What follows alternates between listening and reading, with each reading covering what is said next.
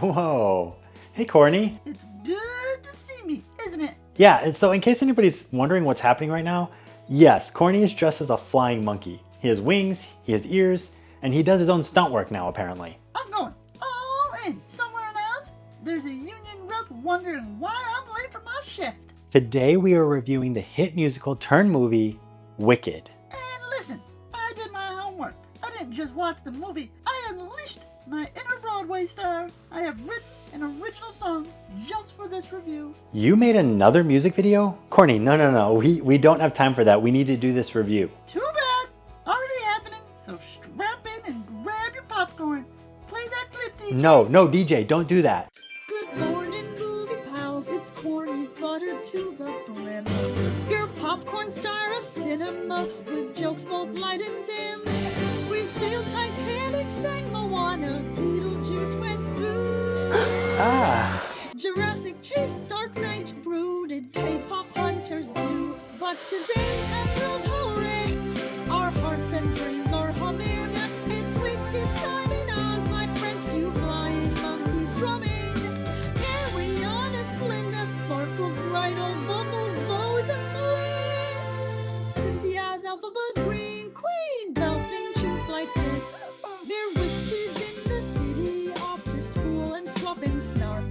Unlikely friends who find their light when wizard games go dark. We'll laugh, we'll squeal, we'll spill some tea. Review is what we do. With me, and yes, my co-host Vic, serving takes for you. Odds are on in eyes, but hearts refuse to bend. To find the hype, nah, click like let's ride to the end. So hit that bell, don't make me yell. This bucket's got a stink. It's Corny with no wicked scoop. Now roll it, nice and quick. Okay, I will admit, that was pretty great. Now, can we get on with the review already? Yes, Wicked, Part 1. I am so excited about this review. And it all ties back to the movie, The Wizard of Oz. The what? Of where? The Wizard of Oz. What, you don't know it? Ruby Red Slippers, Yellow Brick Road, Little Dog 2? You're just listing nouns with confidence. Corny, please tell me you've seen The Wizard of Oz. Vic, I was born after color TVs came out. Your movies all look like security footage. This movie is literally famous for being in color. Your Dorothy had to sing for directions. Mine would just type wizard near me into a Google map. That's it, I'm calling it. We need a movie night. We are going to watch this movie ASAP. Fine, but if this wizard can't fix these cracks and pops that keeps happening to my joints, I'm clicking my heels out of here. Now, Corny, can you give us a rundown of what this movie's all about? Absolutely. There's this girl named Elphaba, born the color of guacamole, because her parents did not read the label on a potion they were sipping on, trying to get crunked, as it were. She goes to a wizard college, which is like Hogwarts if everyone majored in drama and singing. She gets stuck with Glinda as her roommate, definitely Hufflepuff energy, for sure. At first, they're like, why are you green? Why are you blonde? And then they somehow bond over shoes and hats and become besties. Then, Elphaba meets the wizard, who's just basically like a grandpa influencer with a smoke machine. And he's like, hey, can you help me silence all these animals? It'll look good for me in the polls. And she was like, nah, leave Mr. Darkness alone. So she sings the greatest I quit this job and also gravity's unrevolted. Invents broom travel and then gets rebranded by the government as the Wicked Witch, which is rude. Meanwhile, things go crazy, the monkeys grow wings, and the entire country decides it's all the alphabet's fault because she read the Necronomicon wrong. By the end, she and Glinda have a musical breakup where they're like, I love you, but the plot demands we have conflict. Elphaba takes off into the sky, where the whole city slaps the villain label on her. It's horrendous! That is technically the movie, yes. But on a more serious level, Wicked Part 1 is about how messy the idea of good and wicked really is. Elphaba is labeled as a villain not just because she does evil things,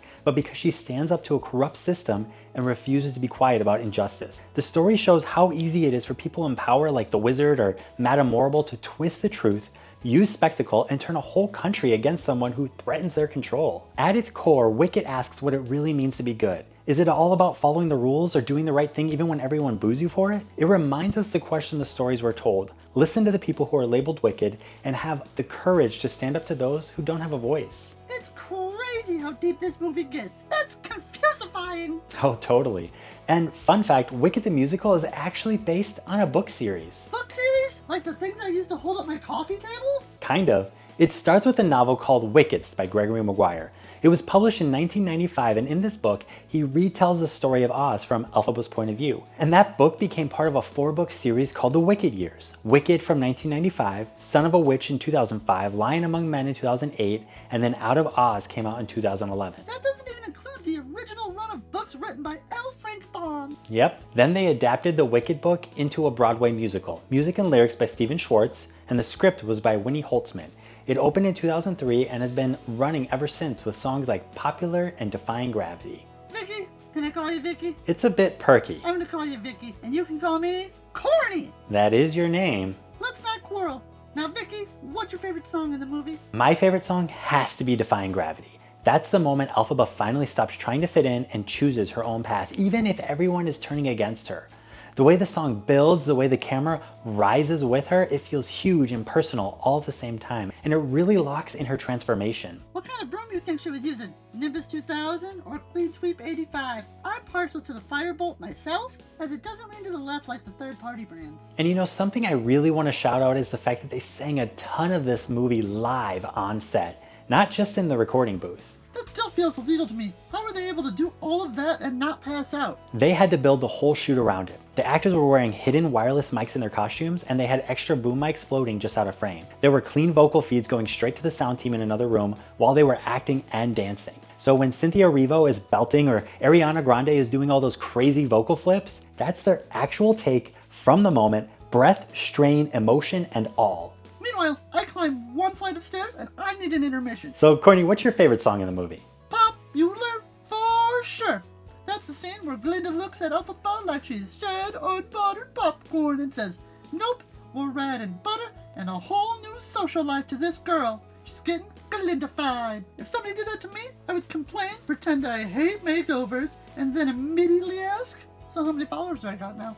Right now, Corny, you're at about 700 subscribers. Here on this channel, we talk about movies inside and out, and if that's your thing, please do hit that red subscribe button. We should also talk about the green. Elphaba's makeup is its own special effect. Yeah, this is not a $5 makeup kit from Spirit Halloween. Makeup designer Francis Hannon actually had a custom shade made specifically for Cynthia Erivo. They nicknamed it Cynthia Green. Hannon worked closely with special effects makeup artist David Stoneman to mix a green that would look right in every kind of lighting. Bright shiz classrooms, dark forests, Emerald City neon, and by adding a tiny bit of neon yellow so it wouldn't look gray or blue on camera. How come you get to swear? You just said shiz. What the shiz? Shiz is not a swear word, it's literally the name of the school in the movie. Cynthia spent around 2 hours a day in the chair. First a green primer, then Cynthia Green airbrushed over her face, neck, hands, and even her shaved head. Meanwhile, I can't even keep butter off my face for 2 hours, which is crazy, because I'm unbuttered popcorn. Where does the butter keep coming from? Now let's talk about the dancing in this thing. The choreography is no joke. Yeah, there are background students at Hogwarts 2.0 doing more cardio in one number than I've done since 2019. A lot of that is thanks to choreographer Christopher Scott. He worked with director John M. Chu to build numbers that feel like they're actually growing out of the characters and the sets. Like that spinning library sequence with Fierro, or the crowd work in Emerald City where everyone's movements feel super specific. Now let's talk about the actors. What did you think of Ariana Grande and Cynthia Erivo as Elphaba? Pete Davidson's ex, kinda perfect for this. She held nothing back, and I admire her braverism. She went from playing the clueless redhead on Victorious and Salmon Cat to playing the most popular girl in Oz. She's been preparing for sparkly blonde chaos her whole life. The voice, the comedy, the timing, it all works. You can see the Nickelodeon kid, the pop star, and Glinda all at once, and somehow it all fits. And Cynthia Erivo absolutely crushes it as Elphaba. Her voice has this power and rawness that fits the character perfectly. When she sings, it's not just pretty, there's this ache and strength underneath it that makes Elphaba feel so real. She does not play around. I saw her in the movie Harriet. She carried the whole movie on her shoulders, and now she's carrying Oz too. Now we have to talk about Jeff Goldblum as the wizard. Chef Goldblum in Oz is everything I ever wanted. He just shows up, talks that Jeff Goldblum rhythm, and suddenly you believe whatever mess he's trying to sell you. If I said half the things he does, it would be scandalocious. So what did you think of the world of Oz in this movie? How everything looks? Nothing looks like a green screen. It all feels really built, like you actually stub your toe on every single step. That's because it basically was built. The production designer Nathan Crowley is the same guy who worked on movies like The Dark Knight and Interstellar. And for Wicked, he went all in on the practical sets, instead of just visual effects. For Emerald City, he pulled inspiration from the 1893 Chicago World's Fair White City and actually covered the backlot in custom green tiles and detailed surfaces so that the light would catch and everything would feel so real instead of just flat green walls. And Shiz University might be even crazier. Crowley and his team built Shiz on a backlot with a giant water tank so that the boats could actually arrive at the school for real. No fake CG water here. You can tell that place looks like it took 1,000 glue guns and several nervous breakdowns. Something I love about the movie is how deep the lore goes. Even Elphaba's name has a story behind it. It sounds so specific, like you can't picture her being called, I don't know, Jessica the Wicked? In Gregory Maguire's original novel, Elphaba is actually a nod to L. Frank Baum, the author of The Wizard of Oz. Her name comes from his initials, L-F-B, Elphaba. So Corny, what do you rate Wicked Part 1? I'm so glad you asked. It's time we fire up the Pop-O-Matic 5000. Drum roll, please. I rate Wicked Part 1 a super-sized soda. This movie is big. Big feelings, big songs, big green energy. It's thrilifying. The performance of Cynthia and Ariana are powerful. The visuals of Oz are gorgeous, but the music will absolutely live in your head rent-free until you watch Part 2. The chemistry between Elphaba and Glinda really sells the heart of the story. Their friendship is messy, complicated, and beautiful. That's where Wicked really shines. But because this is only part 1, some of the arcs feel a little incomplete. It's like getting the first half of an amazing duet and having to wait to hear the last note. It's bold, it's emotional, and it's spectacular. So for now, Wicked Part 1, supersized soda. Fizzy, dramatic, overflowing, and leaving you a little breathless. And very ready for a refill with Part 2. Well, there you have it. Corny loved Wicked Part 1. What did you all think? Let us know your thoughts in the comments below. Join us next week when we review Cats, the movie that bravely asked, what if we remove dignity from everyone involved, and made you question how James Corden keeps getting work. We are not reviewing Cats, ever. But if you guys enjoyed this review, check out this one where Corny reviews K-pop Demon Hunters. Bye guys. Keep poppin'!